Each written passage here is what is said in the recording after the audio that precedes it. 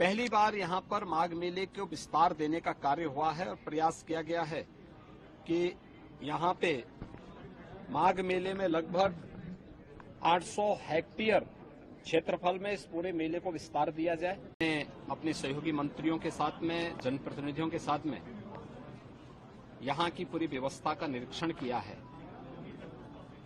इस बार माघ मेला कुछ विशिष्ट होगा, खासतौर पर 500 वर्षों के बाद अयोध्या में श्री राम जन्मभूमि पर मर्यादा पुरुषोत्तम भगवान श्री राम की मूर्ति प्राण प्रतिष्ठा के कार्यक्रम को आदरणीय प्रधानमंत्री जी के कर कमलों से 22 जनवरी को भव्य आयोजन के साथ होने के कारण यहां का प्रयागराज में भी काफी बड़ी संख्या में श्रद्धालुओं के आने की संभावना है। इसलिए माघ मेले की व्यवस्था का भी निरीक्षण करने के लिए विशेष रूप से मैं यहां पर आया हूं।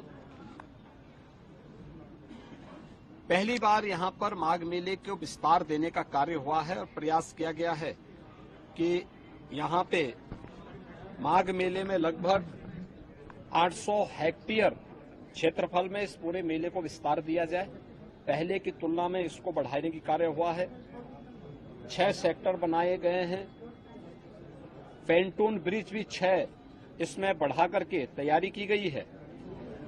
इसके अलावा अन्य तमाम विभागों के द्वारा जो भी अवस्थापना सुविधाएं विकसित हो सकती हैं उनको यहां विकसित करने की कार्रवाई की जा रही है।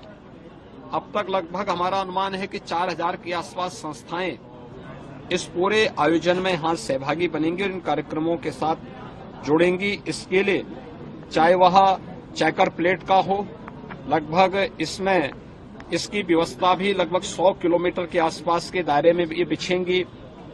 यहां पे जलापूर्ति के लिए जो व्यवस्था की जा रही है, लगभग 200 किलोमीटर की पाइपलाइन इस पूरे माघ मेला क्षेत्रफल में बसाने की व्यवस्था भी की गई है। 18,000 से अधिक एलईडी स्ट्रीट लाइट लगाने की व्यवस्था की जा रही है। ड्रेनेज पाइप भी यहां पे लगभग 63 से 65 किलोमीटर की बिछाने की कार्रवाई की जा रही है और 21,000 शौचालय, स्वच्छ और भव्य कुंभ के लिए शौचालय की अपनी व्यवस्था है। यहां पे चिकित्सालय की व्यवस्था भी माघ मेला में आने वाले श्रद्धालुओं के लिए, कल्पवासियों के लिए की जा रही है। और इस पूरे व्यवस्था के साथ साथ हम लोगों ने स्नान घाट की व्यवस्था भी यहां पर करने के लिए निर्देश दिए गए हैं, जिसमें विशेष रूप से 8000 फीट से अधिक के जो है घाट, स्पेशल घाट यहां पे तैयार किए जा रहे हैं मेले की दृष्टि से। गत वर्ष की तुलना में कल्पवासियों की संख्या बढ़ने की भी यहां पे संभावना है और उसी को ध्यान में रख करके सारी तैयारियां की जा रही हैं।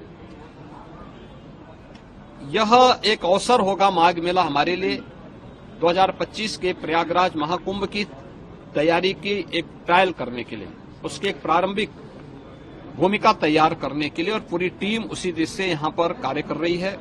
ट्रैफिक की व्यवस्था को सुनिश्चित करने का कार्य हो या फिर यहां पर पार्किंग के स्पेस को,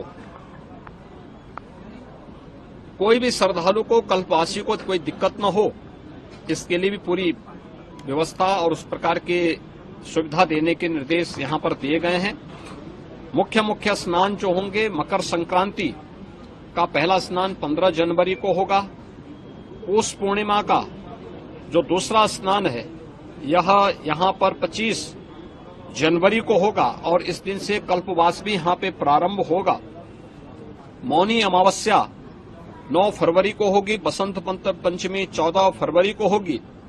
माघी पूर्णिमा 24 फरवरी को और महाशिवरात्रि 8 मार्च को संपन्न हो। ये आयोजन होंगे जो मुख्य 6 स्नान इस बार के इस पूरे माघ मेले के दौरान यहां पर देखने को मिलेगा। लगभग 2 महीने का ये पूरा आयोजन चलेगा और इसके लिए पूरा प्रशासन, पूरा शासन लग करके इस आयोजन को श्रद्धालुओं की सुविधा और आने वाले जो कल्पवासी हैं, साधु संत हैं और अन्य जो भी संस्थाएं हैं, उन सब के साथ बेहतर तालमेल करके इसको भव्य आयोजन के साथ आगे बढ़ाने का कार्य करेंगे और आज उसी की समीक्षा करने के लिए मैं स्वयं यहाँ पे आया हूँ और मुझे विश्वास है कि प्रयागराज कुंभ 2025 के पहले बेहतरीन माघ मेले की सुविधा हम श्रद्धालुओं को दे करके प्रयागराज को स्वच्छता और भव्य कुंभ का संदेश देने में सफल होंगे।